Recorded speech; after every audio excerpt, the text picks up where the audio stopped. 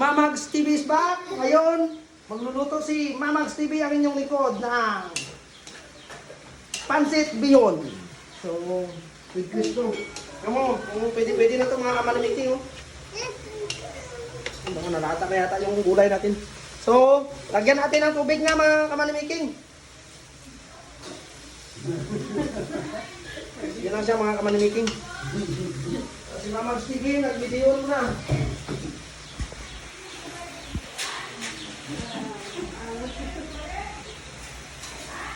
So, yung ano natin doon, nag-ano natin tayo ng manok natin. Tinula tayo ng manok na Bisaya. Dapat yun.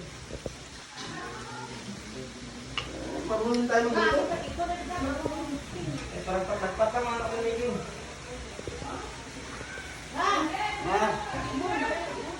Ano? Dito.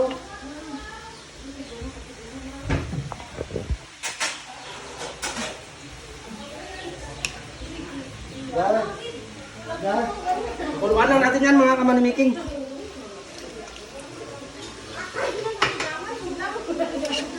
So palukuluan lang natin yan tapos lagay natin yung pandit natin mamaya. Nalagyan na natin sahog yan.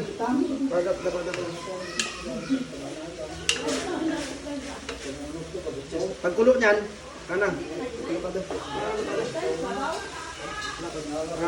Kamanamiking, pagkulo niyan, saka natin lagay yung ano. Alam mo naman, si Mamags TV pag nagluto, hindi nagtitikim yan. Pag luto na, sila nang bahala tumikim yan. Pero tansado yan mga kamanimiking. Tansado yung lasa niyan. Talagang mapapa.